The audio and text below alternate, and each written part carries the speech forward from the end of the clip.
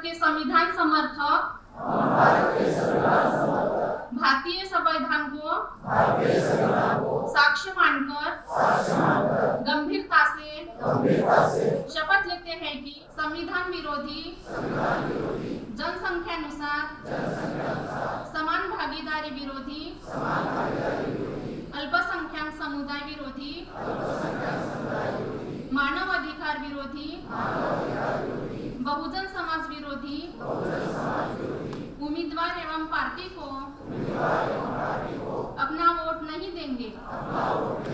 प्रशासनात नव्हती आमची कुठेच भागीदारी, शासन प्रशासनात नव्हती कुठे आमची कुठेच भागीदारी। एका भाकरीच्या तुकड्याला लाग फिरा दारोदारी, लाग फिरा दारोदारी। राजा शाहूच्या मदतीनं हॉटेल टाकलं या कांबळेनं। एका अस्पृश्य माणसाला छत्रपती राजांना त्यावेळेला कोल्हापूरच्या नगरामध्ये हॉटेल टाकून दिला आणि म्हणून राजा शाहूच्या मदतीनं हॉटेल टाकलं या कांबळेनं। हो त्या राजर्षी शाहूंना आमचे पहिलं हे वंदन। आपण सर्व विदर्भाच्या कानाकोपऱ्यातून आलेले पक्षाचे कार्यकर्ते, पदाधिकारी, हितचिंतक या सर्वांचं मी आपला सगळ्यांचं स्वागत करतो। राजर्षी शाहू महाराज यांच्या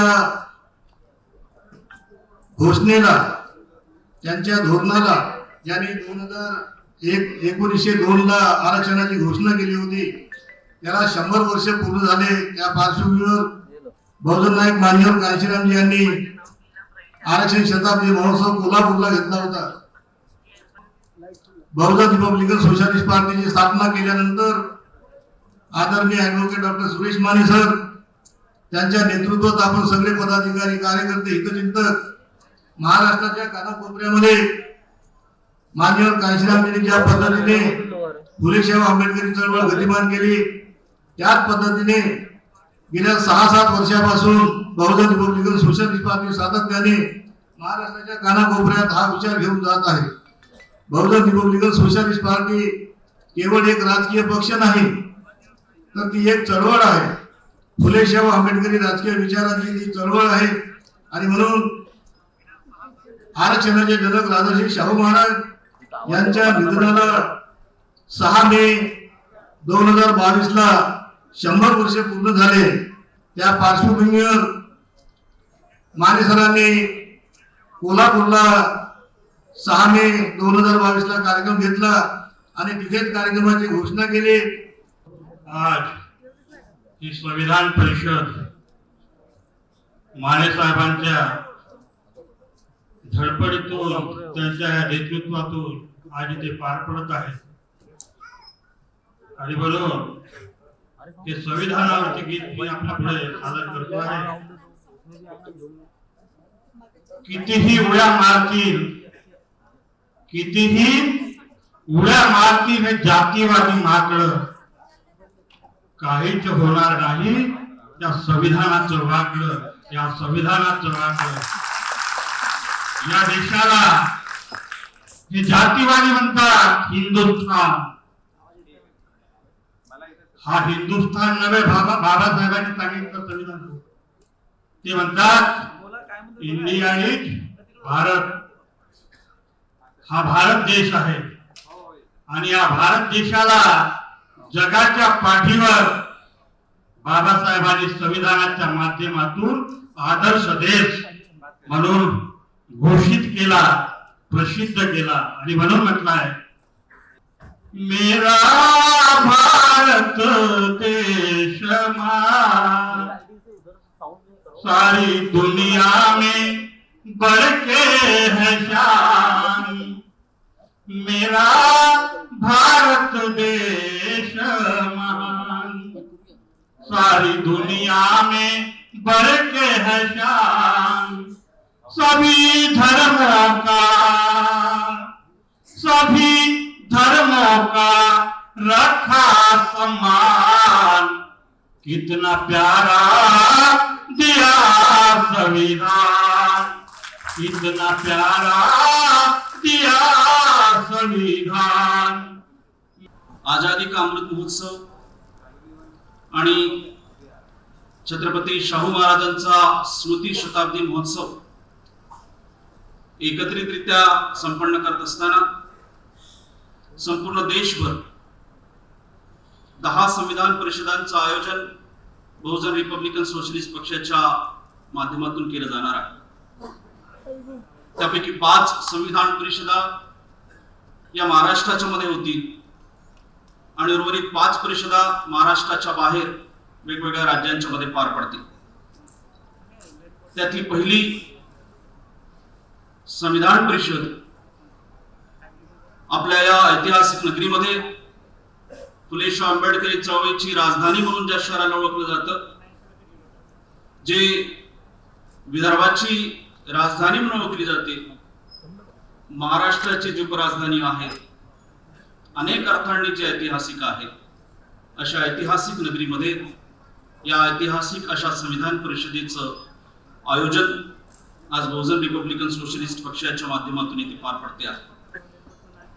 पिछड़े वर्ग समुदाय के लिए संविधान द्वारा राजनीतिक आरक्षण व्यवस्था यह सफल अथवा असफल है, और अगर असफल है तो पर्याप्त संवैधानिक संशोधन, चुनाव सुधार तथा अन्य उपाय योजना क्या करनी चाहिए जिससे पिछड़े वर्ग समुदायों को सही और सशक्त प्रतिनिधित्व मिले एवं भारत का लोकतंत्र भी मजबूत हो। इस देश की वर्तमान हालात को देखते हुए, दबे पिछले समाज की हालात को देखते हुए, गढ़चिरौली के जंगल में रहने वाले आदिवासियों की हालात को रूबरू देखने वाले, वहां पर बैठने वाले युवाओं के बेरोजगारी की स्थितियों को देखते हुए, बड़े ही कठिन अवस्था को देखते हुए, जिन्होंने अपने संघर्ष को, मान्यवर कांशीराम जी के संघर्ष को आगे बढ़ाने के लिए जो अपनी जिंदगी का बचा हुआ समय है, उसके लिए जो जद्दोजहद करना चाहते हैं, कर रहे हैं। आज के राजनीतिक असफलताओं के कारणों के एक बहुत ही बहुमूल्य विषयों को लेकर जिन्होंने आज के इस बड़े परिसंवाद का या बड़े विषयों को लेकर आज की परिषद का आयोजन किया गया, यूं ही किसी के दिमाग में नहीं आता कि इस देश की वर्तमान हालत को समझने के लिए इंसानियों का अंदर का कलेजा भी उतना बड़ा होना चाहिए,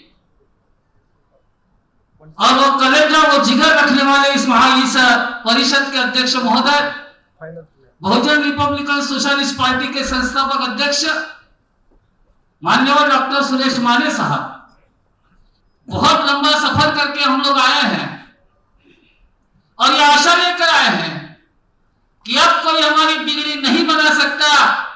अगर बिगड़ी बनाना होगा तो वही ताकतवर नेता के साथ में जाने की जरूरत है जो डॉक्टर सुरेश माने के साथ में हम चलना चाहते हैं। इस बात को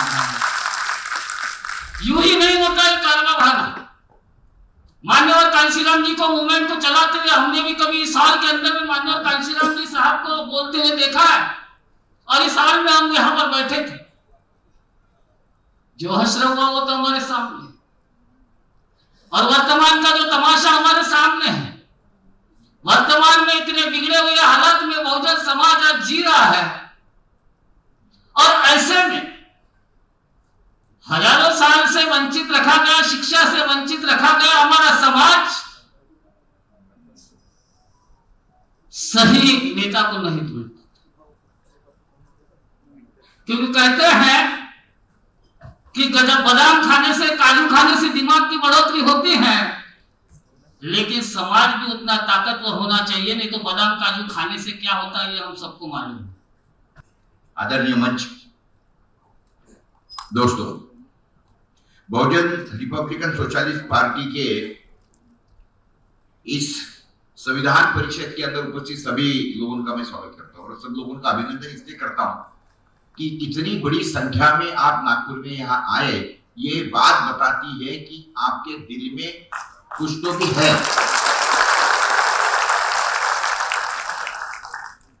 ये वही बातें हैं कि जिसके कारण मैं ऐसा समझता हूं कि सुरेश बाबू को वारंवार इस तरीके से परिषद होगी या इस तरीके से संवाद होगा वो करने की ऊर्जा मिलती है और उसके कारण ये सारी बातें होती है, क्योंकि ये सारी चीजें करना कोई मामूली बात नहीं है। इतना बड़ा आयोजन करना, सब करना, जो करता है उसको पता है। तो इसलिए मैं सुरेश बाबू को वाकई में अभिनंदन करूंगा। और कुछ बातें जब इन्होंने इतना बड़ा मंच यहाँ रखा है, आप इतनी बड़ी संख्या में आए हैं, निश्चित रूप से ये हम लोग को यहाँ पर खुशहाली की बातें नहीं करने आए, और जो हम यहाँ आए हैं तो निश्चित रूप से आए इसीलिए है कि कुछ तो भी विचार मंथन हो और उसमें से कुछ तो भी लोनी या मलिदा निकले। नहीं तो आए गए, बातचीत करे, निकल गए, वाह वाह बहुत अच्छा था। तो इसके लिए तो ना ही आप इतने दूर से टोले लेते हुए आए हुए हो, ना ही यहाँ पे कोई सुरेश बाबू ने इतना बड़ा यहाँ पे आयोजन किया है। वो कोई सिर्फ आके उनकी वाहवा करो और आके शाम को चले जाओ खाना वाना खा के, इस तरीके से निश्चित रूप से ये किया नहीं। मैं ऐसा समझता हूँ कि ये जरूरी है आज का इस आयोजन का, कि हमने इसका पूरा विचार करना चाहिए और किस लिए आया है, क्या हुआ है हमारा, क्या नहीं हुआ है, उसके बारे में पूरा नीचे से ऊपर तक के इसका क्या बोलते उसको मंथन हो और उसके ऊपर से कुछ तो भी हम लोगों ने दिमाग में डाल के और आगे वाली भविष्य की हमारी रणनीतियां क्या होनी चाहिए वो सोच समझ के हमने यहाँ से जानी चाहिए। पहली बात तो ये समझना चाहिए, हमने ये पहले विचार करना चाहिए कि क्या हमारी प्रगति हो रही है या अधोगति हो रही है। देश आजादी के बाद में 1947 के बाद में सुधरा है, देश प्रगति पथ के ऊपर जा रहा है कि अधोगति के ऊपर जा रहा है। आप मुझे पूछेंगे तो मैं तो बोल रहा हूँ कि अधोगति पे जा रहा है, इतना मैं क्लियर बोलूंगा, अधोगति पे जा रहा है, हम कोई प्रगति की ओर नहीं जा रहे हैं। अगर आप प्रगति की व्याख्या मुझे पूछेंगे कि भाई समाज की बहुत प्रगति हो रही है, तो प्रगति की कुछ व्याख्या मैं आपको देना चाहूंगा। ऐसा है कि समझ लो भाई लोगों की तबीयत बहुत अच्छी सुधर गई या प्रगति हो रही है, तो प्रगति का मतलब ये है कि बहुत हॉस्पिटल खुल रहे हैं। एक गली के अंदर जैसे हमारे अकोला में पहले सिर्फ 4 डॉक्टर थे, अभी 4 डॉक्टर के जगह पे मैं ऐसा समझता हूँ कि 4000 डॉक्टर हो, और एक डॉक्टर के पीछे 2 दवा की दुकानें हैं, तो 8000 दुकानें हैं। तो प्रगति हो गई डेफिनेटली, है ना, प्रगति हो गई कि नहीं। अब 4000 डॉक्टर 4 डॉक्टर की जगह आ गए, ये प्रगति हो गई या अधोगति हो गई बताओ? प्रगति हो गई ना।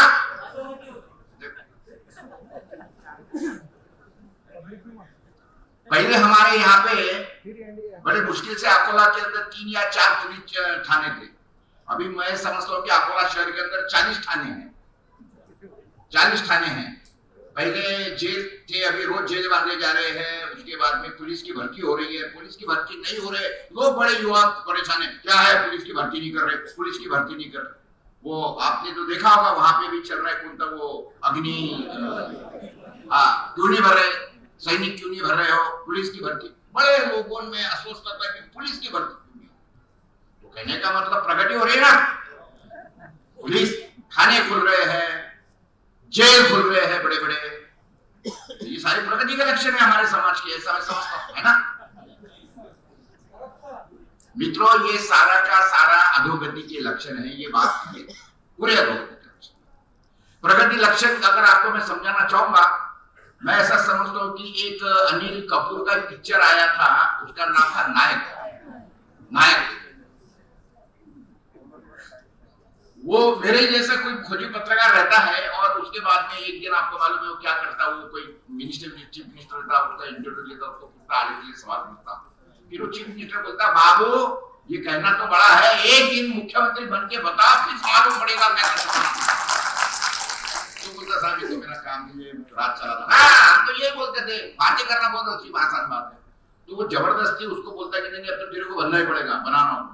फिर उसके साथी बोलते कि अपने साले मिल रहा है मौका तो हो जाएगी, मत वो भी उसके बाद में होता है, फिर उसके बाद में मुख्यमंत्री बनता है, उसके बाद में वो क्या क्या करता है वो आपको सारा मालूम।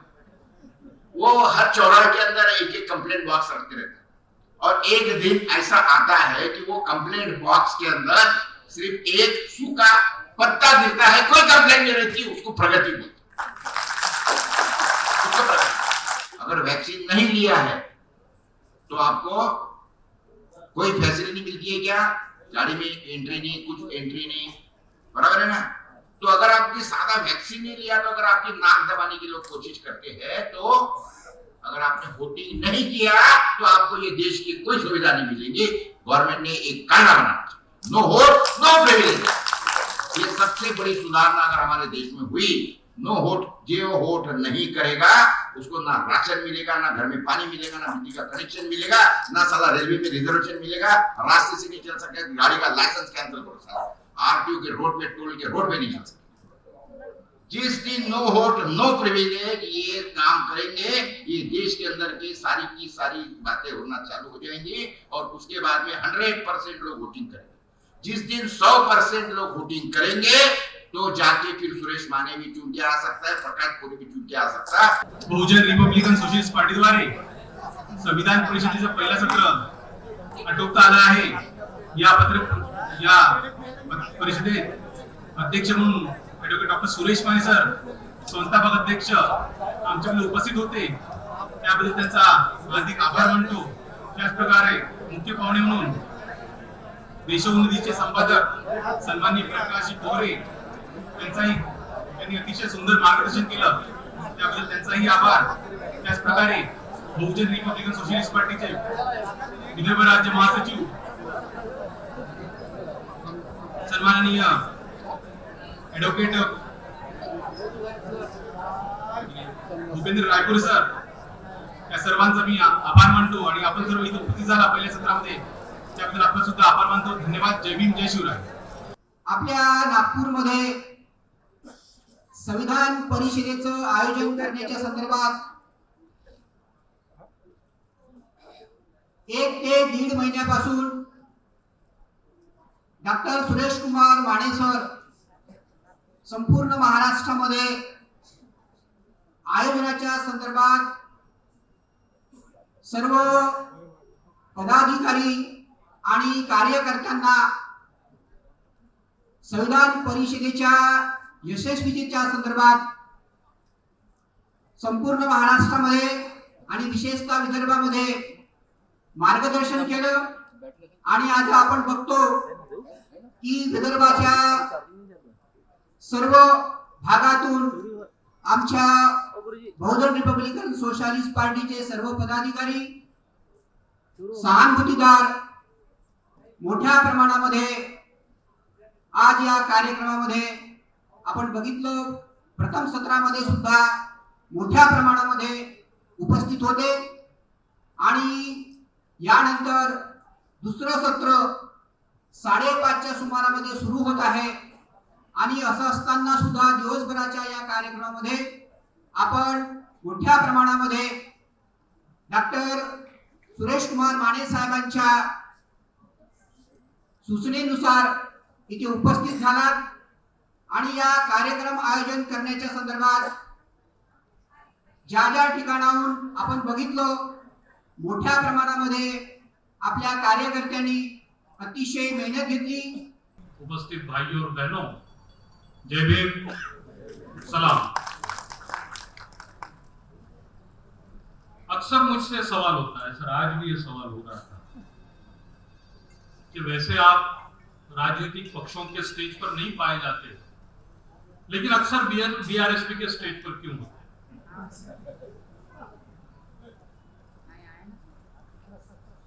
तो उसका जवाब बहुत आसान है, क्योंकि बीआरएसपी मेरी नजर में कभी एक राजनीतिक पक्ष रहा ही नहीं। वो एक वैचारिक आंदोलन।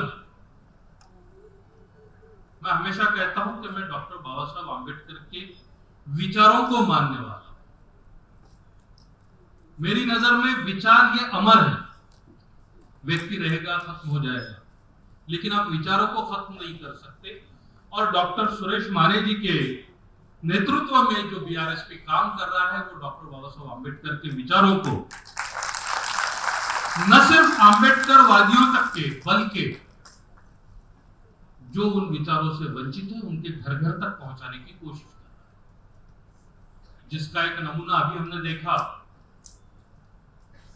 कि कई सालों से मुसलमानों के लिए रिजर्वेशन की डिमांड हो रही थी, लेकिन बीआरएसपी ये अकेला ऐसा पक्ष है जिसने ऑफिशियली मुसलमानों की एक कॉन्फ्रेंस रखी, दूसरे किसी पक्ष ने नहीं। तो इसलिए सर मुझे स्टेज पर आने से कभी कोई हिचक नहीं होती। आज का टॉपिक जो है उसका इंपॉर्टेंस, उसकी गहराई अगर आपको समझना है तो एक सिंबोलिज्म मैं आपको बताता हूं कि आज जो 3 लोग खास तौर से इस पर बोलने वाले हैं, डॉक्टर सुरेश माने जी, राजेंद्र पाल गौतम जी और मैं, हम तीनों बेसिकली वकील हैं।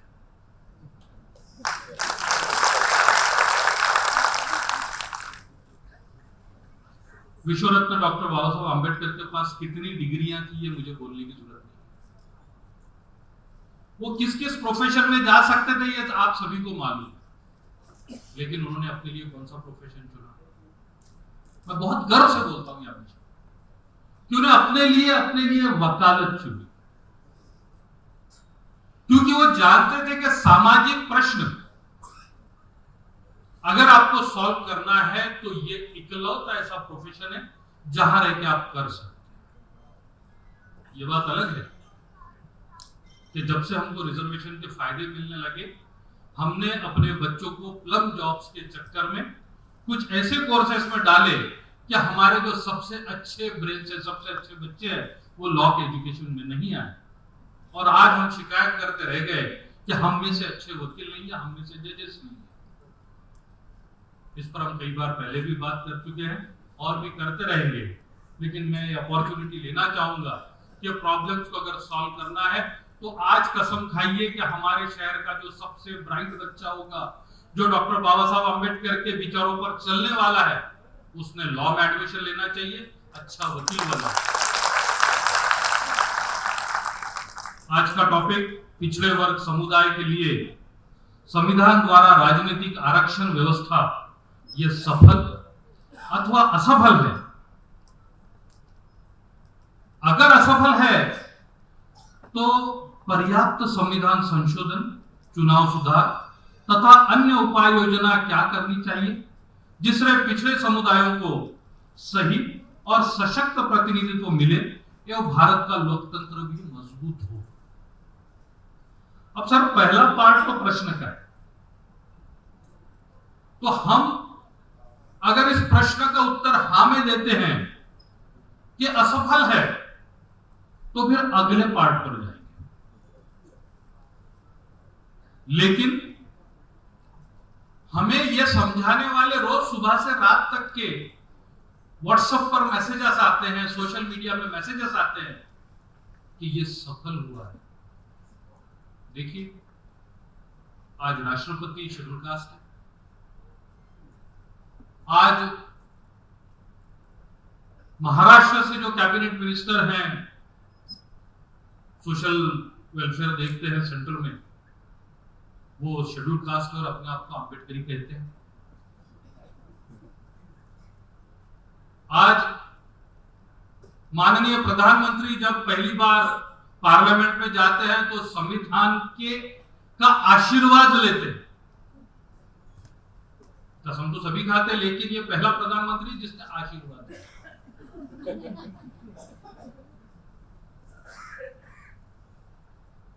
ये बार बार कहते हैं कि हम डॉक्टर बाबा साहब आम्बेडकर की याद में ये बिल्डिंग बनाएंगे, ये घर खरीदेंगे। विचारों की बात नहीं। तो अगर उनकी नजर में यह सफल है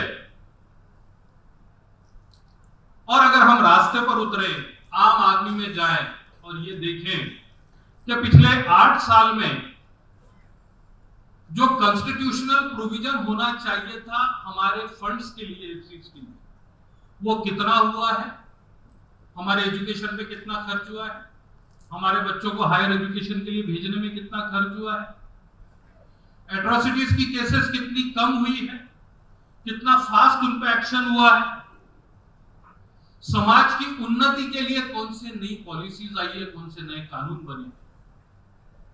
अगर हम इस क्राइटेरिया पे इसको जांचने की कोशिश करें, अगर हम ये देखें कि इकोनॉमिक सर्वे में हमारी कम्युनिटीज जो है, बैकवर्ड कम्युनिटीज, उनकी क्या पोजीशन रही है पिछले 5 सालों के बाद में, तो समझ में आएगा कि आप और मैं इस बात पर एक राय हो जाएगी कि यह असफल हुआ। तो ये जो सफल और असफल की बात है, या तो आप प्रैक्टिकल नॉलेज लीजिए तो आपको असफलता दिखेगी, लेकिन अगर आप व्हाट्सएप यूनिवर्सिटी से ग्रेजुएट होना चाहेंगे तो आपको सब चंगा सी ही दिखेगा, सब सफल। तो एक बार जब जंगल में इलेक्शंस हो रहे थे सर, तो जितने झाड़ थे ना, वो कुल्हाड़ी को वोट दे रहे थे।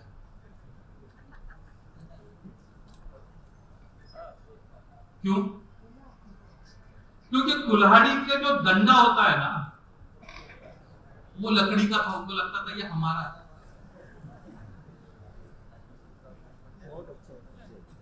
तो हम में से जो चुने गए हैं आमदार, खासदार, जो मंत्री बने हैं, वो सबने पीछे डॉक्टर बाबा साहब आंबेडकर की फोटो लगा के रखी है, और उस फोटो के तरफ उन्होंने पीठ करके बैठे हैं। आप समझिए, वो फोटो आपको बताने के लिए है, उन्होंने पीठ कर ली, क्योंकि उनसे आगे नहीं मिला सकते, बिल्कुल नहीं मिला सकते। क्योंकि डॉक्टर बाबा साहब आंबेडकर ने पहले ही कहा था, मुझे किसने धोखा किया, तो वो आगे नहीं मिला। लेकिन हम इन कुल्हाड़ी के डंडों की वजह से कुल्हाड़ी को वोट दिए जा रहे हैं, और उसका नतीजा ये है कि हमारे पास में आरक्षण का इतना बड़ा हथियार होने के बावजूद हम जहां खड़े थे वहां से भी पीछे जाते जा रहे हैं। आप याद कीजिए, आज से 10 या 15 साल पहले महाराष्ट्र में ही आंबेडकरी एमएलए कितने होते थे, आंबेडकरी एमपी कितने ज्यादा होते थे, और आज क्या हुआ? उसी कोटे से लोग चुन के जा रहे हैं जो अपने आप को शेड्यूल कास्ट कहते हैं, लेकिन क्या वो आंबेडकरी है? मान्य अतिथिगण और आप सभी साथियों को क्रांतिकारी जय भीम, विनम्र नमो बुद्धाय। वैसे तो इस सब्जेक्ट पे जो SC ST OBC माइनॉरिटीज के जो प्रतिनिधि संसद में हैं, विधानसभाओं में हैं, क्या वो वास्तव में समाज को रिप्रेजेंट करते हैं, या जो डॉक्टर बाबा साहेब अम्बेडकर जी ने जो पॉलिटिकल रिप्रेजेंटेशन दिया वो सफल हुआ या असफल हुआ, उस पर क्या किया जाए, ये आज का सब्जेक्ट है। और बहुत खूबसूरती के साथ डॉक्टर मिर्जा, एडवोकेट मिर्जा जी ने उस पर अपने विचार रखे, और मेरे विचार उससे बहुत मिलते हैं। तो जो वो बात बोल चुके मैं वो नहीं बोलूंगा, वो रिपीटेशन हो जाएगा। लेकिन मैं एक बात कहना चाहता हूं कि डॉक्टर बाबा साहेब अम्बेडकर जो पॉलिटिकल रिप्रेजेंटेशन दिलवाना चाहते थे, एक्चुअली ये वो वाला रिप्रेजेंटेशन है नहीं। वो तो सेपरेट इलेक्टोरल उन्होंने मांगा था, तो जब मांगा था तब वो जानते थे कि अगर हमें सेपरेट इलेक्टोरल मिला, हमारे पृथक निर्वाचन क्षेत्र हुए, हमारे नेता को चुनने का अधिकार हमारे ही लोगों को हुआ, तो वो हमारा सच्चा रिप्रेजेंटेटिव होगा। और अगर वो सच्चा रिप्रेजेंटेशन नहीं करेगा, अगली बार हमारे लोग उसे सत्ता से बाहर कर देंगे। लेकिन गांधी जी बहुत चालाक थे, वो ये जानते थे कि डॉक्टर बाबा साहेब अम्बेडकर के मन में क्या है, और उन्होंने सेपरेट इलेक्टोरल क्यों मांगा, तो वो उसके खिलाफ अनशन पर बैठ गए। और उसके बाद जो 24 सितंबर 1932 को पूना पैक्ट हुआ, जिसके बदले में ये वाला पॉलिटिकल रिप्रेजेंटेशन मिला जिसकी आज हम चर्चा कर रहे हैं। तो आधा तो असफल, आधे से ज्यादा उसी दिन हो गया था जब डॉक्टर बाबा साहब अम्बेडकर को मजबूरी में यह समझौता करना पड़ा 24 सितंबर 1932 को, क्योंकि जब उनको धमकियां मिलने लगी कि अगर गांधी जी की जान चली गई तो तुम्हारे पूरी कौम को कत्ल कर दिया जाएगा, तो उन्होंने सोचा ये पृथक निर्वाचन लेके मैं करूंगा क्या अगर मेरे लोग ही कत्ल कर दिए गए तो मजबूरी में उनको वो समझौता करना पड़ा और ये वाला पॉलिटिकल रिप्रेजेंटेशन हमें मिला। ये भी थोड़ा सफल हो सकता था, बशर्ते कि जिन लोगों को हम लोगों ने चुनकर विधानसभाओं या लोकसभा के अंदर भेजा, वहां जाने के बाद अगर उनके अंदर ये भावना होती कि मैं अनुसूचित जाति जनजाति को संसद में या विधानसभाओं में रिप्रेजेंट कर रहा हूं और मेरा ये दायित्व है कि अनुसूचित जाति जनजाति से जुड़े सभी मुद्दों पर मैं मजबूती के साथ समाज को रिप्रेजेंट करूं, अगर इस भावना के साथ, जिस भावना के साथ डॉक्टर बाबा साहब अम्बेडकर जी ने हमें यह पॉलिटिकल रिप्रेजेंटेशन दिया था, अगर हमारे चुने हुए जनप्रतिनिधि ईमानदारी से उस भावना के साथ काम करते तो शायद ये सफल होता। लेकिन अनफॉर्चुनेटली वो गए तो वहां रिजर्व सीट से इस भावना के साथ कि हम अनुसूचित जाति जनजाति को संसद और विधानसभाओं में रिप्रेजेंट कर रहे हैं, लेकिन वहां जाने के बाद वो समाज के जनप्रतिनिधि बनने की बजाय एक पॉलिटिकल पार्टी मात्र के प्रतिनिधि बन गए। उन्हीं की आंखों के सामने हमारे समाज के हक और अधिकार छीनते चले गए और वहां उस समय जब उन्हें बोलना चाहिए था, वो बोलने की बजाय मूक दर्शक बनकर हमारे खिलाफ आने वाले प्रस्तावों को पास करवाने वाले लोगों में शामिल हो गए। तो ये प्रतिनिधित्व खेल साबित हुआ। इसमें सबसे ज्यादा समझने वाली बात यह है कि जो डॉक्टर बाबा साहेब अम्बेडकर जी ने हमें एक बहुत बहुमूल्य चीज दी थी, one man one vote one value. और ये भी कोई आसानी से नहीं मिला ये अधिकार वोट का। जब संविधान सभा के सामने यह विषय विचाराधीन था कि अब हमारे लोग स्वयं प्रजातंत्र में अपने प्रतिनिधि चुनेंगे,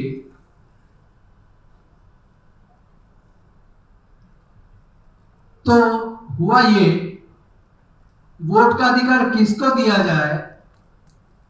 जब इस बात पे चर्चा शुरू हुई संविधान सभा में, तो बहुत सारे संविधान सभा के सदस्य इस मत में थे कि जो इनकम टैक्स पे करते हैं उनको वोट का अधिकार मिलना चाहिए,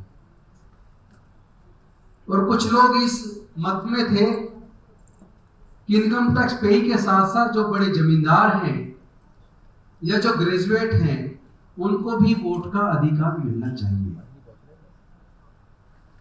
तो डॉक्टर बाबा साहेब अम्बेडकर जी ने सोचा कि संविधान सभा के सदस्य ज्यादातर जिन 3 कैटेगरी के लोगों को वोट का अधिकार देने का पक्ष कर रहे हैं,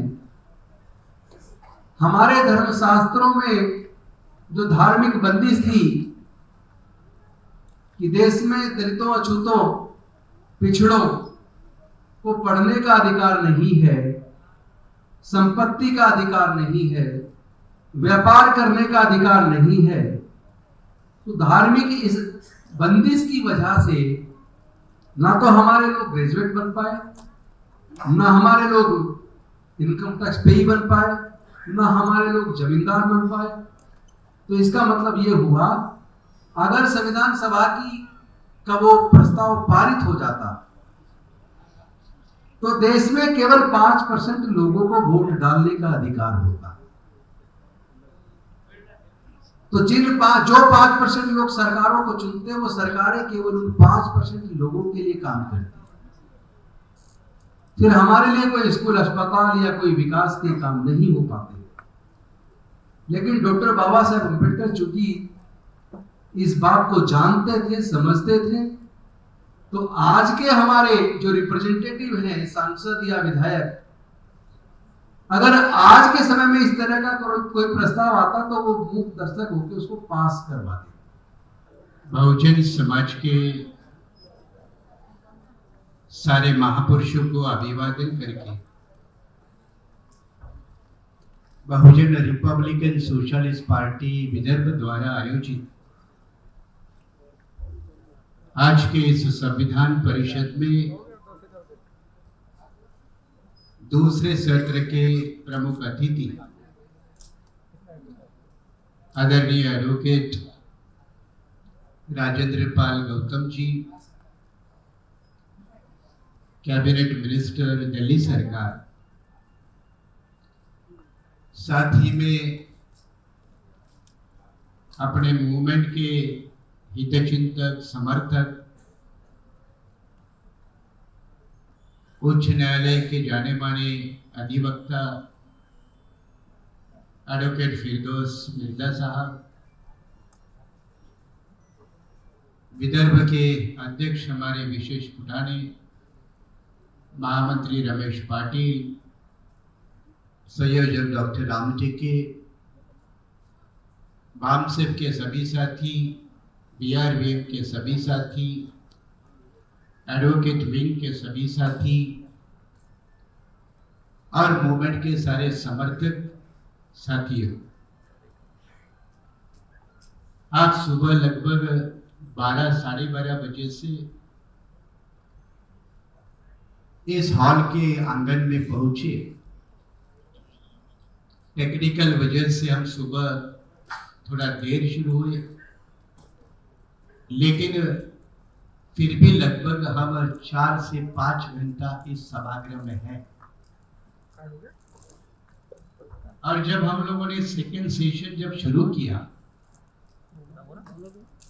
तो एडवोकेट मिर्जा साहब मुझे बोले कि नॉर्मली किसी भी फंक्शन में फर्स्ट सेशन के बाद सेकंड सेशन में कोई नजर नहीं आता। तो मैंने उनको हंसते हुए कहा कि ये असलियत है कि रोजी रोटी का और पेट का इंतजाम होने के बाद हर कोई अपने नए नए रास्ते ढूंढता है, लेकिन ये आपका जो अनुभव है या हमारा अनुभव है वो उन लोगों का मीटिंग का है जहां भाड़े के कट्टू लाए जाते हैं।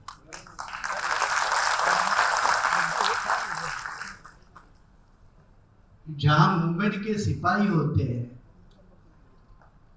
उनके लिए 5-6 घंटे बैठना ये कोई बड़ी बात नहीं है। और इसलिए यहाँ के सारे बैठे हुए मूवमेंट के सिपाहियों के सम्मान में एक बार जोरदार तालियां।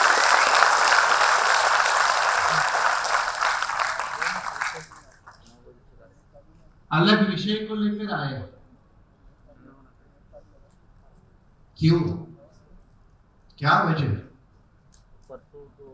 ये बुनियादी सवाल है और इसकी गहराई की सोचने की जरूरत है। जरूरत सिर्फ हमारी नहीं है, जरूरत औरों की भी है, जरूरत उन लोगों की भी है जिन लोगों को इस विषय से कोई लेना देना नहीं। और इसलिए एक तरफ जब देश की आजादी के 75 साल मना रहा है भारत सरकार से लेकर देश की सारी सार्वजनिक संस्थाएं, यूनिवर्सिटी एंड कॉलेजेस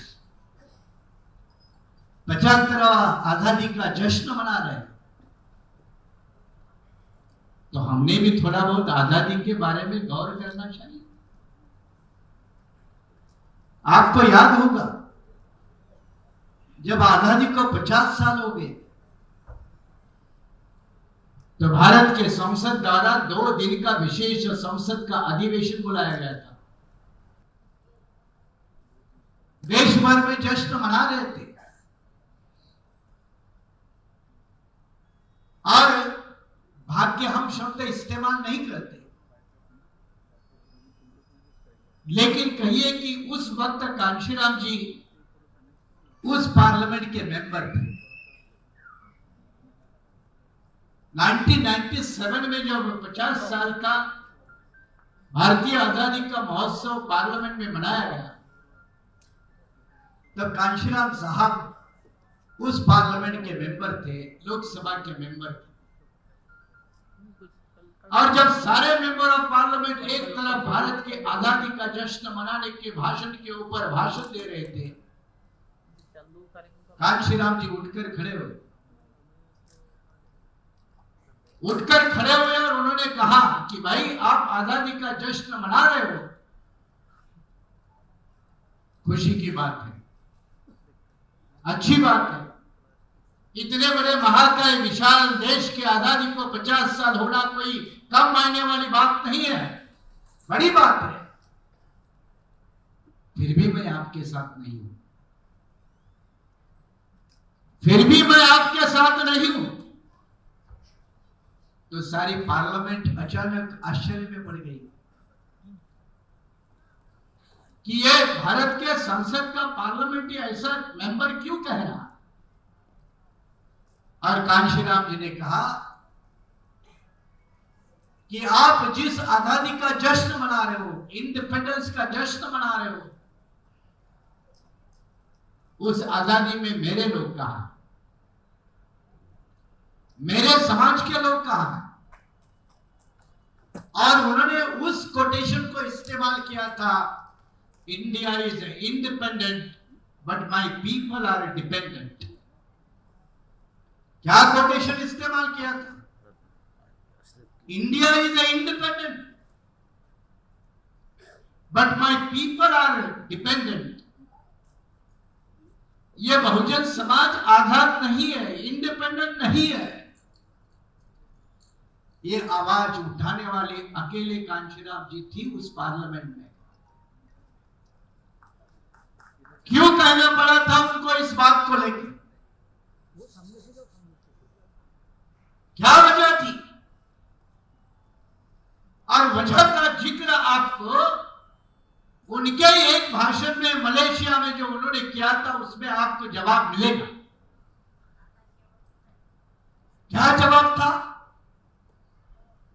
जब उत्तर भारत में बीपी मौर्य जैसे बाबा साहब के तालीम में पैदा हुए बड़े नेता थे, इन लोगों की एक जब कॉन्फ्रेंस दिल्ली में हुई थी जिसमें ऑल शेड्यूल कास्ट और शेड्यूल ट्राइब के मेंबर ऑफ पार्लियामेंट मावलनकर हॉल में इकट्ठे हुए थे और इकट्ठे होकर ये सोच रहे थे कि हमें करना क्या, हमें करना क्या है। तो यही बीपी मौर्य जी ने कहा था, पासवान जी आज नहीं है, वो उस मीटिंग में थे, इन्होंने कहा था कि हमें राष्ट्रपति के पास जाना चाहिए। तब उस वक्त का जो भी राष्ट्रपति है उसके पास जाना चाहिए। जब कांशीराम जी का भाषण करने का समय आया तो उन्होंने कहा कि भाई मैं आपसे सहमत हूं, कोई दिक्कत नहीं है, लेकिन अगर हम राष्ट्रपति के पास चले जाए और अगर उसने हमारी शिकायत नहीं सुनी तो हम कहां जाएंगे?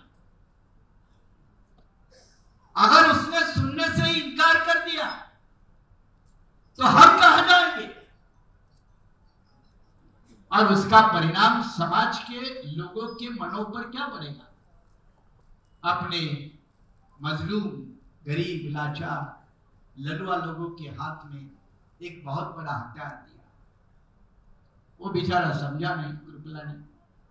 उसने पूछा बाबा साहब खुलकर बताओ, और बाबा साहब ने कहा कि इस देश के सबसे कमजोर मजलूम लाचार जिसको हमेशा दमन का सामना करना पड़ता है, ऐसे मेरे लल्लुआ समाज के लोगों के हाथ में मैंने वोट का हथियार दिया है, और वो उनका सबसे बड़ा शक्तिशाली वोट हथियार बनकर रहेगा। कृपला नहीं हंसे, बोले बाबा साहब ये बात कभी सच नहीं है, आपका सपना सपना ही है। हम बापू के लोग हैं, हम बापू के लोग हैं, हम बापू का सपना साकार करते रहेंगे, आपका सपना कभी साकार नहीं होगा। बाबा साहब गुस्से नहीं हुए, उन्होंने पूछा कृपलानी तुम जो ये बात कह रहे हो मैं तुमसे बिल्कुल सहमत, वो सच्चाई है। मेरे लोग गरीब है, लाचार है, मजलूम है, उनका वोट बिकता है, उनका समाज बिकता है, जिस समाज का वोट बिकता है उनका नेता भी बिकता है। मैं सब कुछ एक्सेप्ट करता हूं, लेकिन कृपलानी एक बात जरूर ध्यान में रखना, जिस दिन मेरा भोला भाला गरीब अनपढ़ गवार ये लल्लुआ आदमी अपनी वोट की कीमत सही समझेगा, उसका सही इस्तेमाल करेगा, तुम्हारे इतना बड़ा भिखारी कभी दुनिया में पैदा नहीं होगा।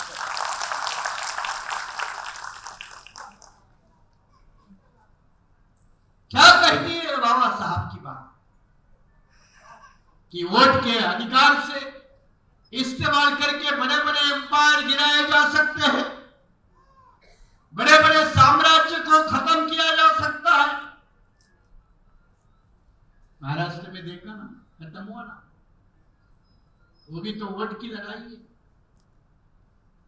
इतना बड़ा बेहतरीन समझाने के बाद भी आगे चलकर बाबा साहब ने कहा एक भाषण में कि अपनी बहू बेटी की इज्जत की जिस तरह से रक्षा करते हो, अपने वोट की रक्षा करो।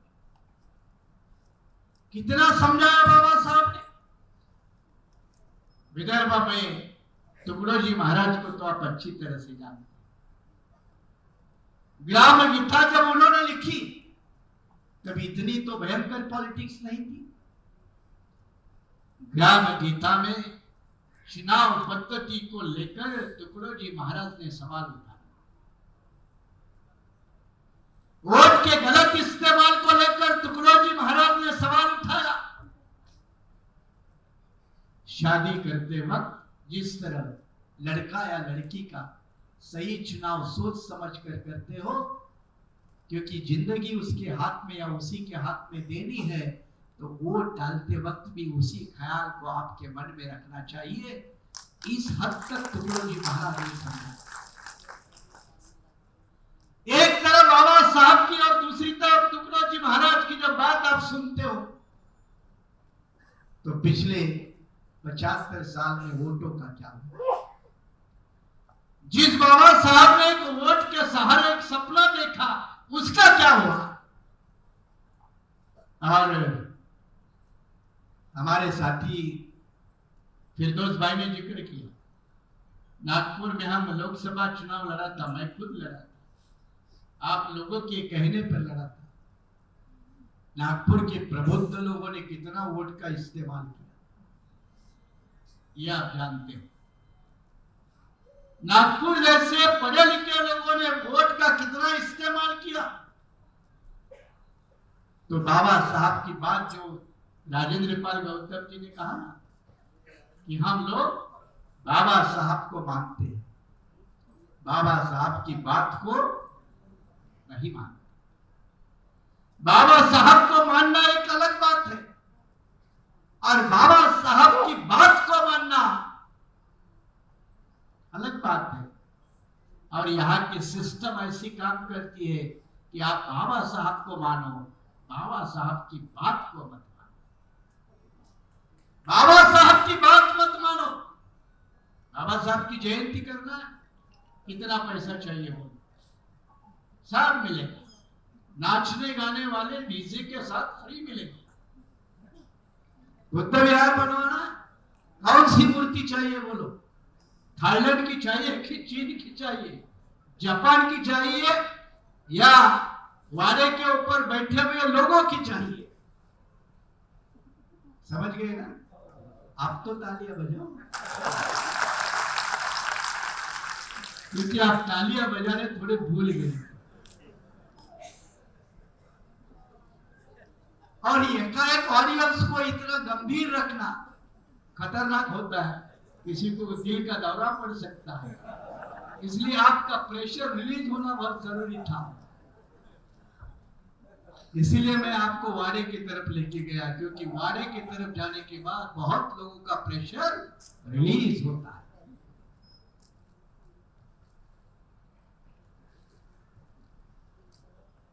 जो चाहे वो बुद्ध दीवारगिरी है, हम बनवा के देते। मूर्ति चाहिए, हम देते। मूर्तियां जितनी चाहिए लो, चाहे बाबा साहब की हो, बुद्ध की हो, बिहार बनवा लो, लेकिन विचार के बारे में मत सोचो। जब ये एक षड्यंत्र काम करता है तो लीडरशिप कहां पैदा होगी? असली लीडर कहां सामने आएंगे? जब खुद बाबा साहब को नकली जगजीवन राम जैसे लीडरों का मुकाबला करना पड़ा ना? करना पड़ा कि नहीं? करना पड़ा। राजेंद्र पाल साहब, जगजीवन राम जी बीमार पड़े, एक बार हवाई जहाज से थोड़ा कुछ गिरावट हो गई, बीमार हो गए।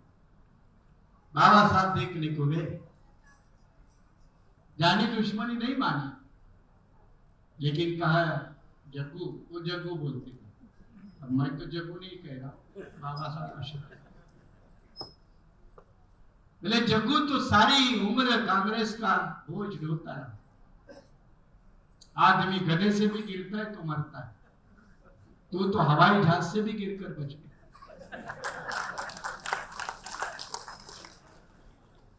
अपनी बची हुई जिंदगी अब तो काम में लगा।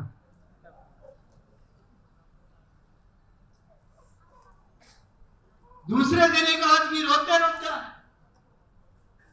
दिल्ली का, बाबा साहब ने पूछा क्या नाम है? बोले मेरा नाम अमीन चंद है। क्या काम करते हो? बोले मैं गांधी जी के हरिजन सेवक लीग का दिल्ली का प्रधान हूं। बोले तुम करते क्या, काम क्या है तुम्हारा? तो बोले अंबेडकर को गाली देना। काम हमारा क्या है? अंबेडकर को गाली देना। तो बाबा साहब ने पूछा उसके बदले में तुम्हें क्या मिलता है? और अमीन चंद ईमानदारी के साथ बोला, बाबा साहब रोजी रोटी चलती है, रोजी रोटी चलती है। सोहनलाल शास्त्री जी ने बाबा साहब के करीब में 25 साल ये किताब में इसको डिटेल लिखा। तो आज हमारे सामने जो खड़े किए जाते हैं वो सारे के सारे अमीन चंद हैं। फॉर्मेट बदल गया, रूप बदल गया, और इन अमीन चंदों को हमारे सामने रखकर यही आपका असली नेता है, यही आपका असली प्रतिनिधि है, देश भर घुमाया जाता है। टीवी, रेडियो, इनके माध्यम से प्रोजेक्ट करके आपको एक तरफ से बेआबरू, बेइज्जत किया जाता है। इतने घटिया लोगों को अम्बेडकर मूवमेंट के नेता देश के सामने, महाराष्ट्र के सामने प्रेजेंट किया जाता है। क्या हमें शर्म नहीं आनी चाहिए? क्या इसका हमें बुरा नहीं लगना चाहिए? एक तरफ तो मनोवादियों के षड्यंत्र अलग बात है, उस षड्यंत्र में फंसे हुए हमारे नेता वो एक अलग बात है, लेकिन षड्यंत्र में फंसा हुआ समाज, उस समाज को बाहर निकालने के लिए क्या है? और इसीलिए बाहर निकालने के लिए बीआरएसपी की संविधान परिषद है, जो अकेले पार्टी अपने दम पर कर रही, किसी का सहारा लेकर नहीं। क्या मुश्किलें हमारे वर्करों को आती होगी, वो वर्कर जाने, लेकिन किसी का सहारा नहीं। किसी की मदद नहीं। जो भी करेंगे कांशीराम के चेले हैं, अपने बलबूते पर करेंगे। इस बात के साथ चाहे महाराष्ट्र की बात हो या महाराष्ट्र के बाहर, और इसलिए सोच समझकर ये मुद्दे को छेड़ा। एक गहरी सोच के बाद कि एक बार ये मुद्दा जोर से उठना चाहिए कि बाबा साहब ने संवैधानिक आरक्षण देते वक्त स्पष्ट रूप से कहा, राजनीतिक आरक्षण 10 साल के लिए, शिक्षा और नौकरी के लिए नहीं। राजनीतिक आरक्षण सिर्फ 10 साल के लिए। और बाबा साहब ने आगे भी कहा, हर 10 साल के बाद उसकी जांच होनी चाहिए, क्या इससे फायदा हो रहा है या नुकसान। अब 1950 से शुरू हुआ, 60 में खत्म होना चाहिए। अपने आप बढ़ा 70, 80, 90, 2000, 2010, 2020 और वर्तमान पार्लियामेंट में अभी बढ़ाकर उसको 2030 किया। 10 साल। आरक्षण विरोधी ताकतें इसका विरोध क्यों नहीं करती? आरक्षण का विरोध करने वाली नागपुर या दिल्ली वाली या भारत की कहीं की भी ताकतें क्यों विरोध नहीं करती कि भाई इसका विरोध होना चाहिए, बंद होना चाहिए? कोई विरोध नहीं करता क्योंकि उनके फायदे में ज्यादा। कौन डिमांड करता है कि इसको रखो? कोई डिमांड नहीं करता, अपने आप चलता है। सरकार कांग्रेस की हो, सरकार बीजेपी की हो, prime minister PV Narasimha Rao हो, प्राइम मिनिस्टर नरेंद्र भाई मोदी हो, अपने आप 10 साल से बढ़ता है। इतनी सरकार आपके ऊपर मेहरबान क्यों है? जो सरकार एक बाबू के पदोन्नति का आरक्षण नहीं देना चाहती,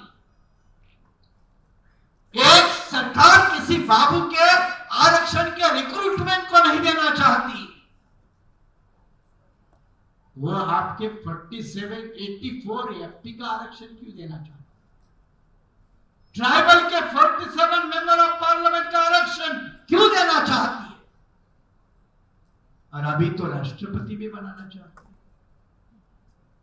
दलित राष्ट्रपति बनके हुए 2 बन के गए, अब आदिवासी की बारी है।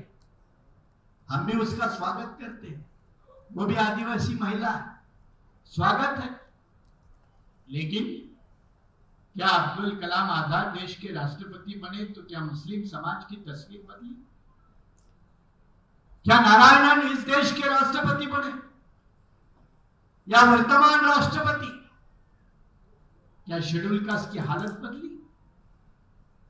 और अगर कल भी ट्राइबल राष्ट्रपति आएगा तो क्या हालत बदलेगी आदिवासी की? नहीं बदलेगी। ये जो नॉमिनल रिप्रेजेंटेशन है, बाबा साहब ने शुरू में कहा था कि किसी भी हद तक हमें नॉमिनल रिप्रेजेंटेशन नहीं चाहिए, हमें रियल रिप्रेजेंटेशन चाहिए। और आज बीआरएसपी बाबा साहब के रियल रिप्रेजेंटेशन की बात कर रहे हैं। रियल रिप्रेजेंटेशन मिलना चाहिए, नॉमिनल नहीं। लेकिन राजेंद्र पाल गौतम जी ने बिल्कुल सही कहा, क्या यह सरकार देगी? क्या उसके लिए कोई संविधान संशोधन लाएगी? क्या इसके लिए कोई नया कानून लाएगी? क्या उसके लिए कोई चुनाव सुधार कार्यक्रम करेगी? नहीं करेगी। हम भी जानते हैं नहीं करेगी। लेकिन किसी भी आंदोलन की शुरुआत जन चेतना से शुरू होती है, और आज उसका बिगुल हमने ऐतिहासिक विदर्भ की ये राजधानी नागपुर में फूका। ये शुरुआत है, अभी तो ये अंगड़ाई है, और इस आंदोलन को बड़े पैमाने पे लेके जाना चाहिए। आपको याद होगा कि जब हम सारे यहां में बैठे हुए लगभग 70-80% लोग जब हम बीएसपी में थे, तब आपको मालूम होगा बीएसपी की तरफ से एक लोकसभा में विधेयक लाया गया था रिजर्वेशन इन पार्लियामेंट के लिए। फाड़ने वाले कौन थे? समाजवादी पार्टी के मेंबर ऑफ पार्लियामेंट थे, और फाड़ने वाले शेड्यूल कास्ट के लोग। उसमें शेड्यूल कास्ट के लोग वो बिल को फाड़ रहे थे। अब एक शेड्यूल कास्ट की पार्टी रिजर्वेशन इन प्रमोशन का बिल लेकर आती है, और उसको विरोध करने वाली दूसरी पार्टी किसी शेड्यूल कास्ट एमपी को ही आगे करके वो बिल के संसद के अंदर टुकड़े टुकड़े करवाती है। तो रिप्रेजेंटेशन सही या गलत? क्या वो प्रतिनिधि सही है या गलत? क्या इसका फैसला नहीं होना चाहिए? जब यह हुआ तब कांशीराम जी नहीं थे, दुर्भाग्य से मायावती थी, और मायावती को पढ़ाई लिखाई का इस मामले में को कोई संबंध नहीं है, कोई संशोधन का पता नहीं है। चापलूसी रखने वाले नेताओं के पास कभी रिसर्च करने वाले स्कॉलर लोग टिक नहीं सकते, ये दुनिया का दस्तूर है। और इसीलिए कोई खोज नहीं होगी, संशोधन नहीं होगा, महापुरुषों के आंदोलन के बारे में रिसर्च नहीं होगा, इसलिए उसको चुप बैठना पड़ा, इशू नहीं बना सकते। आदिवासी 47 है, गोवारी लोग कितने मारे गए यार, बराबर इसी नागपुर भूमि में गोवारी की इतनी दिन दहाड़े वेल प्लान ट्रैप करके कितने एमएलए ने महाराष्ट्र विधानसभा में आवाज उठाया था? महाराष्ट्र में 29 एमएलए है शेड्यूल कास्ट के और 25 है ट्राइब के, आदिवासी। किसने आवाज उठाई? कहा गया आदिवासी नेता? अरे भाई, आदिवासी नेता कहा गया ये सवाल के पहले जिसको समझता है वो अंबेडकरी नेता गायब है, तो आदिवासी नेता कहां से है?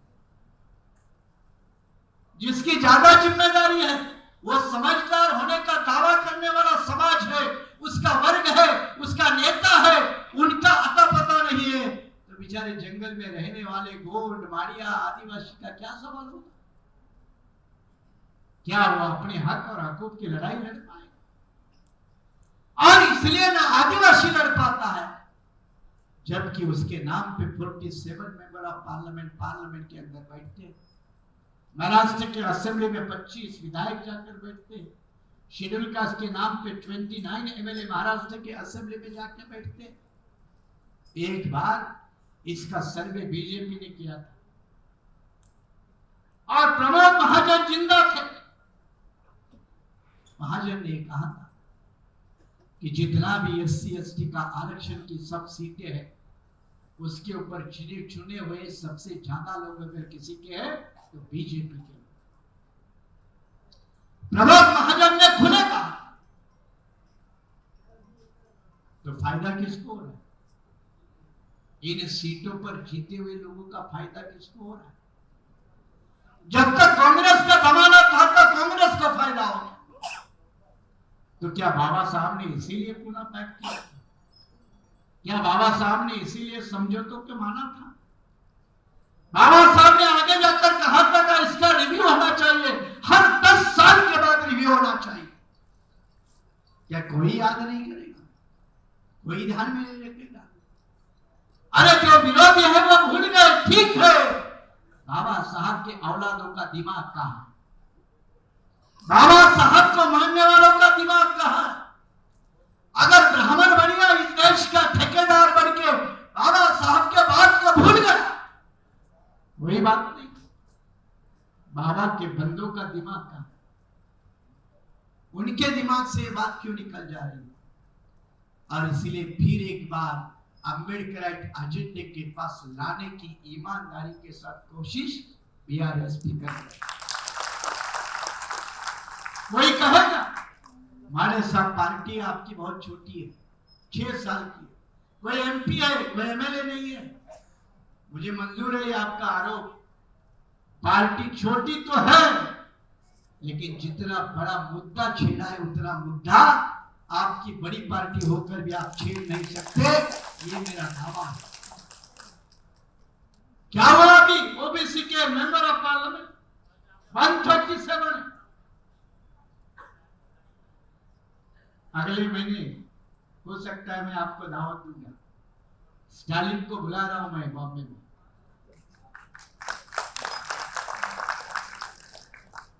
आप मुझे इतना मत समझना कि सिर्फ मैं आप लोगों के साथ उठता बैठता हूं, क्योंकि अपने लोगों में एक मेंटालिटी है, माने साहब क्या हमारे साथ उठते बैठते चाय पीते अपने बराबर के, इसीलिए अपने में नेतागिरी पैदा नहीं हुई।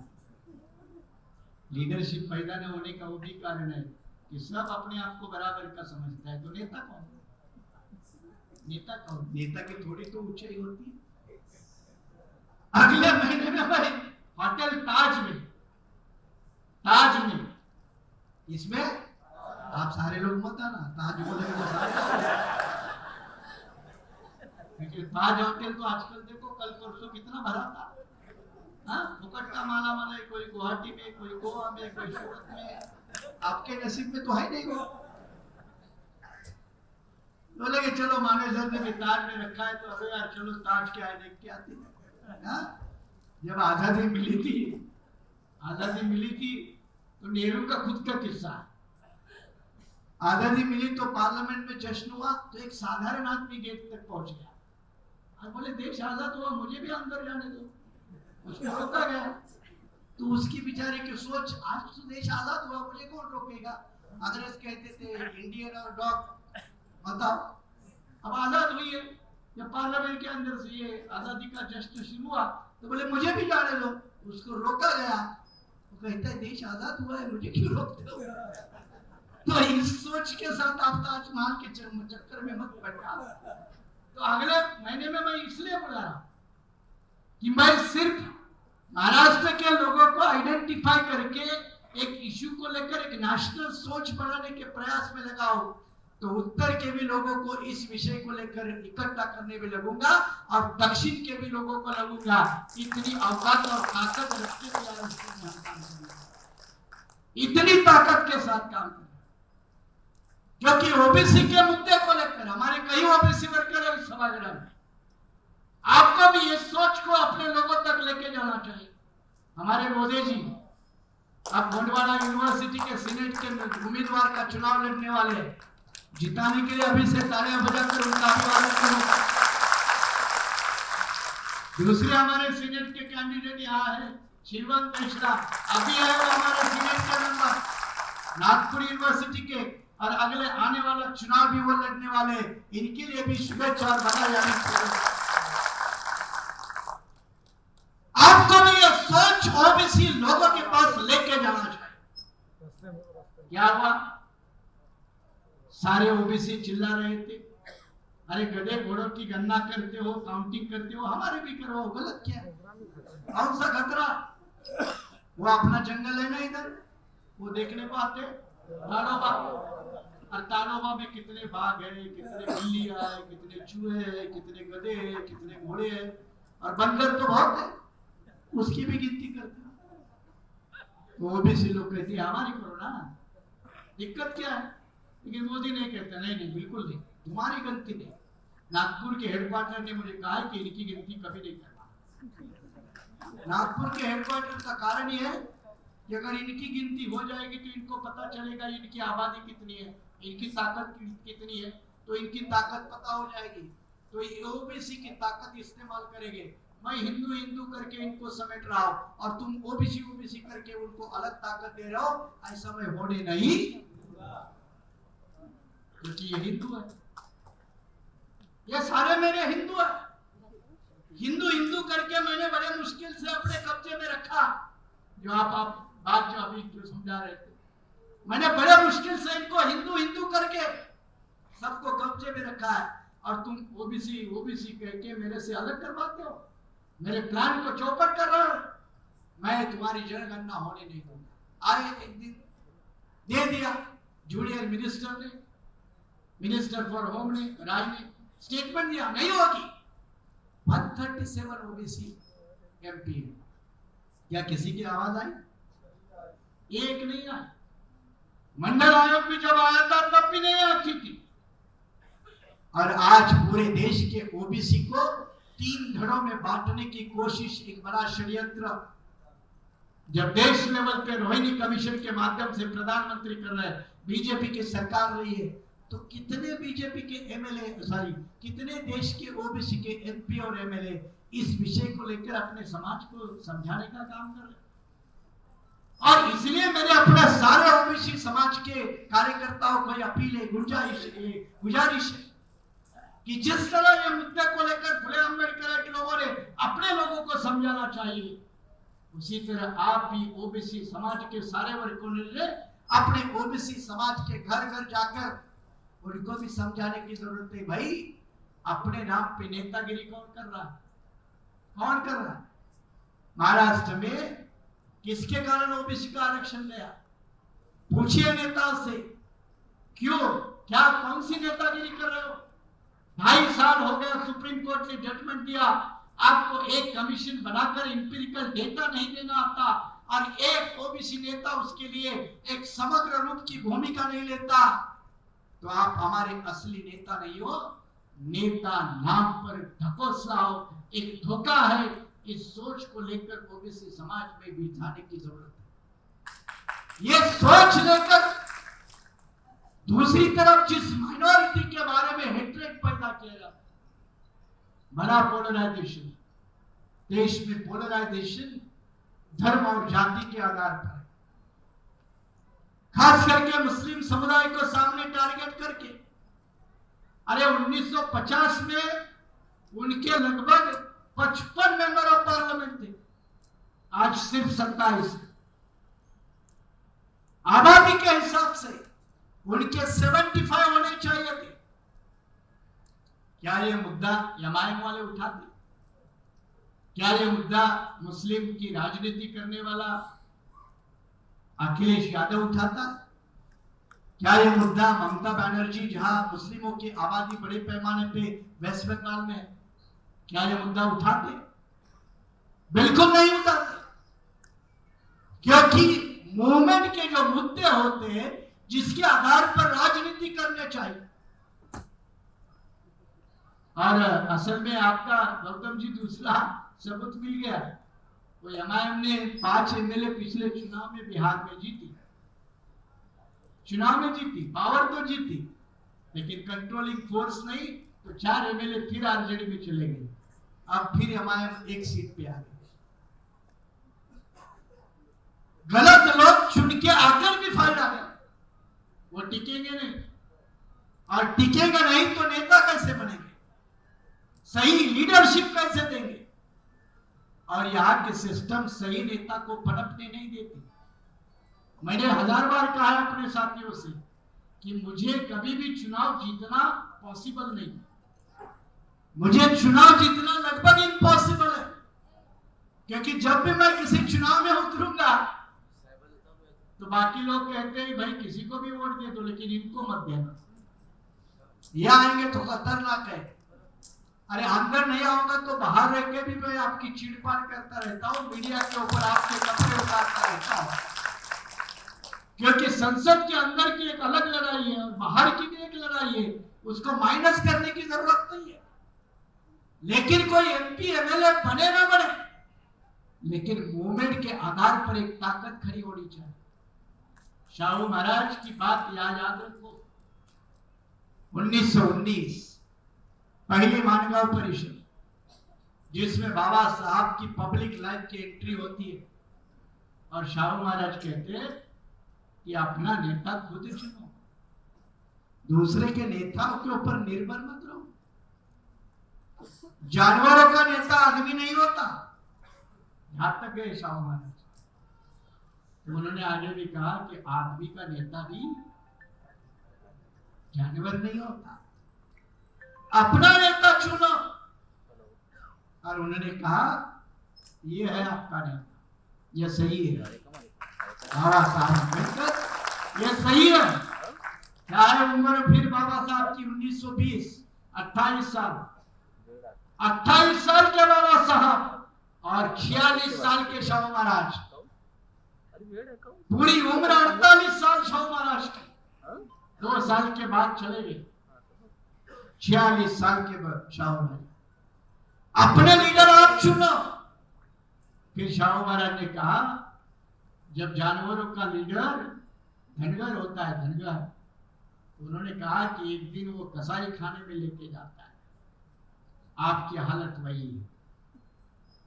आपको अगर कसाई खाने में जाने से बचना तो अपने लीडर खुद पैदा करो, उनके बताए हुए रास्ते पे चलो, उनके मायने से सही प्रतिनिधित्व दे दो, और ये प्रतिनिधित्व कोई और नहीं देगा। जिस बात की बाबा साहब ने बात कही, शाहू महाराज ने कही, फुले ने भी इसको उसी ढंग से कहा। और आपको शायद मालूम नहीं होगा, दक्षिण भारत में डॉक्टर टी.एम. नायर नाम के पहले आदमी ने शाहू महाराज के कहने पर हमें अपने लोगों को समुचित प्रतिनिधित्व मिलना चाहिए, इसको लेकर दक्षिण भारत में एक आंदोलन खड़ा किया था। इसलिए दक्षिण भारत की मूवमेंट अन्य राज्यों की तुलना में आगे, अन्य राज्यों की तुलना में आगे। महाराष्ट्र में यह मूवमेंट के मुद्दे लगभग पिछड़ गए।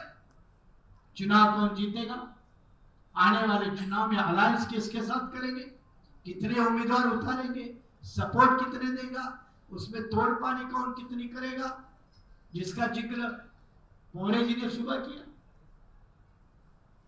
यह अम्बेडकर मूवमेंट नहीं है, ये छलावा, ये धोखा, ये समाज के साथ, लोगों के साथ धोखा।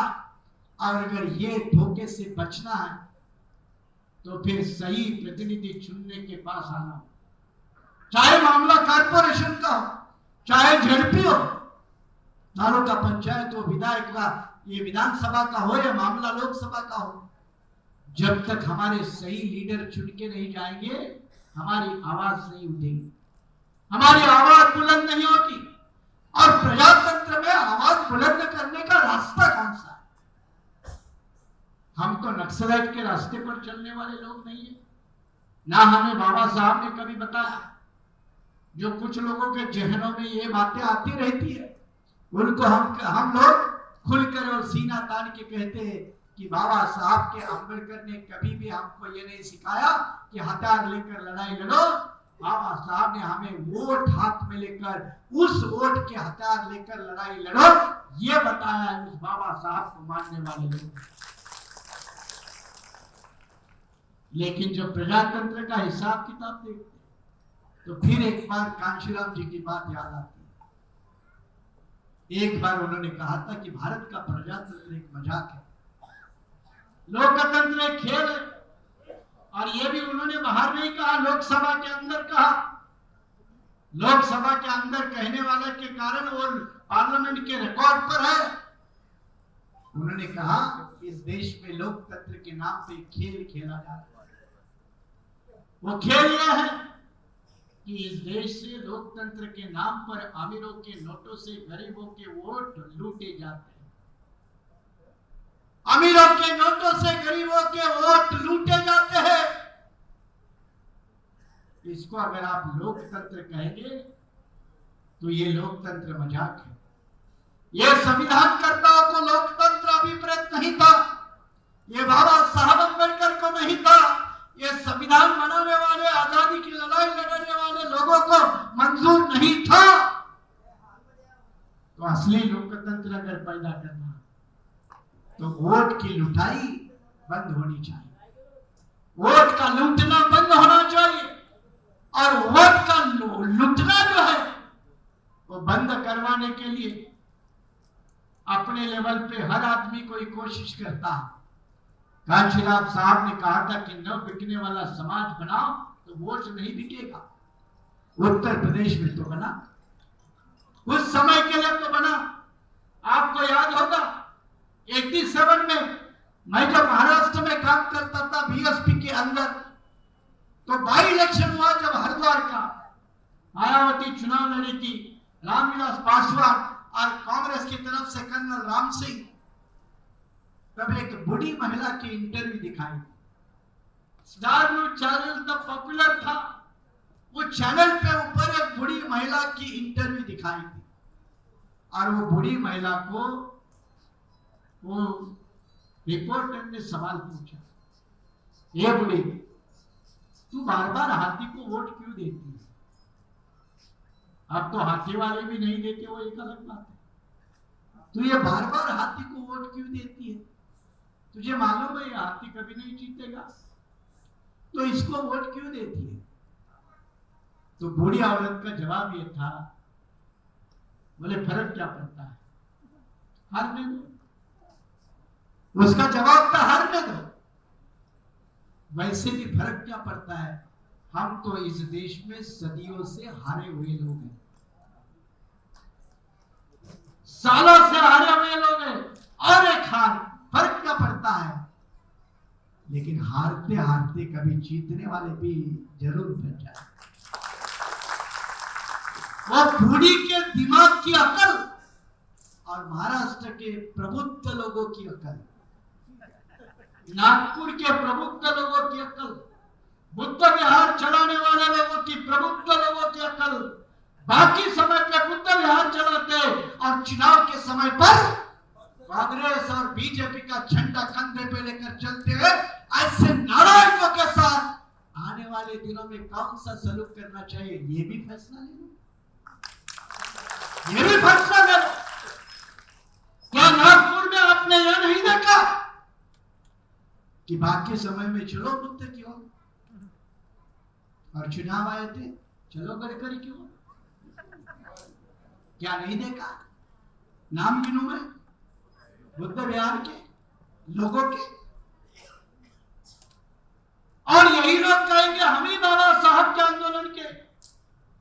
इसीलिए जो शपथ में शब्द है ना, किसी भी धार्मिक व्यक्ति द्वारा, किसी भी सामाजिक व्यक्ति द्वारा, किसी भी सामाजिक व्यक्ति द्वारा कहने पर हम वोट नहीं देंगे, क्योंकि महाराष्ट्र में गौतम जी ये बुद्ध विहार आजकल चुनाव जीतने के अड्डे, चुनाव के समय पे है।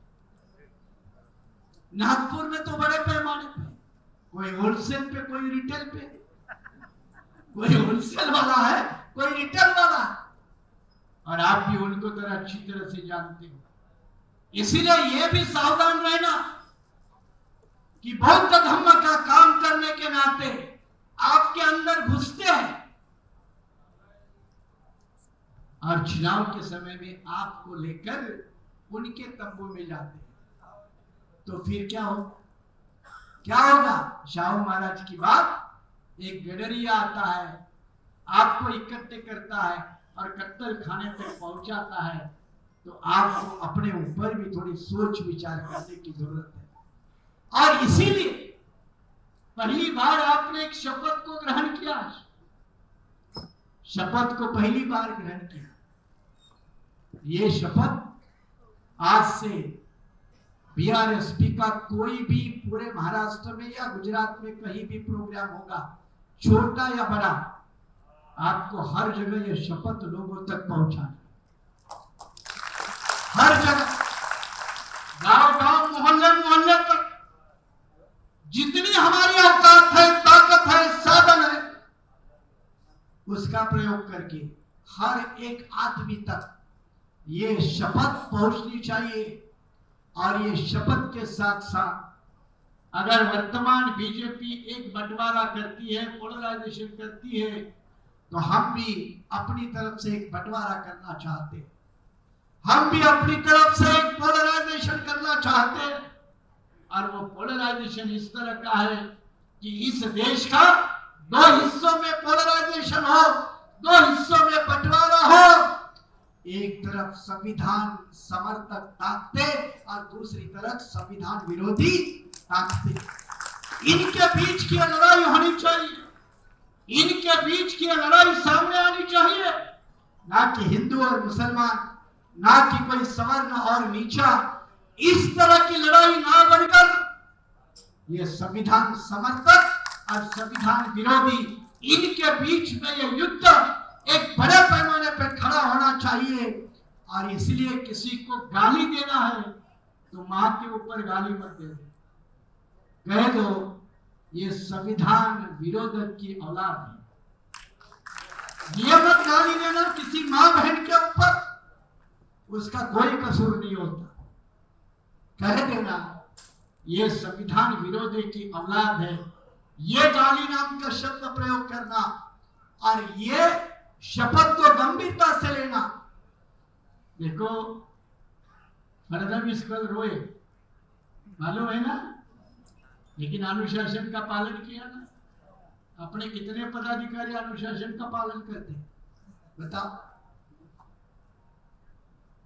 पार्टी की बात मैं नहीं कर रहा हूं, अंबेडकर एक मूवमेंट के सोल्जर्स कितना अनुशासन का पालन करते हो।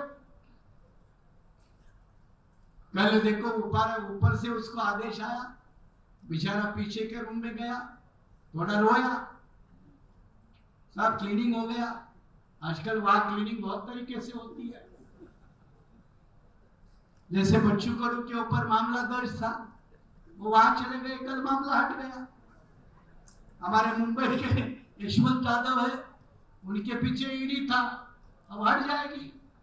हमारे थाना के एक एमएलए है सरपोतदार, उन्होंने तो खत ही लिखा था, इनके साथ चलिए सब खत्म होगा, सब वॉशिंग मशीन के अभी बाहर निकलेंगे, सब वॉशिंग मशीन से अंदर से बाहर निकलेंगे।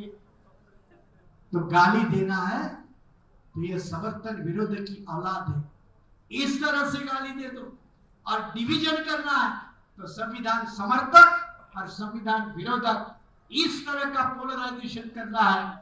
इन बातों को ध्यान में रखकर अपने वोट का इस्तेमाल और अपने चुनाव जीतने के तौर तरीके, इनके ऊपर समाज के लोगों को आगाह करना चाहिए। और चाहे राजनीति के नाम पे हो, चाहे धर्म के नाम पे हो, चाहे सामाजिक काम के नाम पर है, अगर कोई किसी का दलाल या भरवा बनकर हमारे बीच में आता है तो कुत्ते को जैसे पीटते हो वैसे उसको पीटने की आदत करना। क्योंकि कभी कभी समझाने से आदमी समझ नहीं पाता। आदमी हो तो समझेगा, आदमी हो तो समझे। जब आदमी का नामो निशान नहीं है तो उसको भी समझाने के और तौर तरीके अपनाने पड़ते हैं, और जरूरत पड़ी तो वो भी तौर तरीके आपने अपनाने चाहिए। उसके लिए भी पीछे नहीं हटना चाहिए, जो होगा देखा जाए। इस बात का भी ध्यान में रखना चाहिए। और इसीलिए अंत में मैं इतना ही कहना चाहूंगा आपसे कि ये मुद्दा कोई मामूली नहीं है, बहुत सोच समझ के साथ लिया है। आपने जब बाहर के कोटेशन देखे होंगे तो उसके पीछे एक अपनी महापुरुषों की भूमिका, एक हिस्टोरिकल कॉन्टेक्स्ट है, वर्तमान का एक रिलेवेंस है। और इसलिए आपके छोटे मोटे रोज बना के रोज दिन के आंदोलन, धरना, प्रदर्शन, ये तो चलता रहेगा, लेकिन बड़ा मुद्दा का आंदोलन भी आपको चलाना है। जब ये 5 परिषद पूरी होगी तो फिर जिला लेवल के ऊपर भी महाराष्ट्र में, अपने महाराष्ट्र के अंदर वो कॉन्फ्रेंसेस होगी। और ये मुद्दे को लेकर हम कतई किसी को भी नहीं छोड़ेंगे, किसी को नहीं बख्शेंगे। बाबा साहब के भाषा में अगर किसी को बाप कहना पड़ा तो कहेंगे, और किसी को साफ कहना पड़ा तो साफ कहेंगे। ये पूरा डिवीजन आप लोगों को ध्यान में रखकर आप सुबह से इतनी बड़ी तादाद में वर्कर अलग अलग अपने 5 जिले से, मुझे मालूम है क्या परेशानी थी ऑर्गेनाइज करने में, क्योंकि आप यहाँ पहुंचने के पहले मैं फुटाने हम आपके जिले में पहुंचे थे, आपको अपील की थी, आपने हमारा अपील का सम्मान किया। इसलिए मैं खुद पार्टी अध्यक्ष होने के बावजूद भी आपको धन्यवाद देना चाहता हूँ, आपको शुक्रिया अदा करना चाहता हूँ। कोई पार्टी वर्कर नहीं है, समर्थक है, हितचिंतक है, हितचिंतक है, समर्थक है। वो भी दूर दूर से यहाँ तक पहुंचे और ये सारे लोग ये देखने के लिए आए कि बीआरएसपी आखिर कौन सा कदम उठाने लगी है। एक बात ध्यान में रखना, जमीन पर आने वाले लोकल बॉडी के चुनाव में और फिर एक बार नकली लोग किसी और के मां का दूध पीकर मैदान में उतरेंगे और हम अपने बाबा साहब के मूवमेंट का दूध पीकर इस आंदोलन में और चुनाव में उतरेंगे। इस बात को ध्यान में रखना।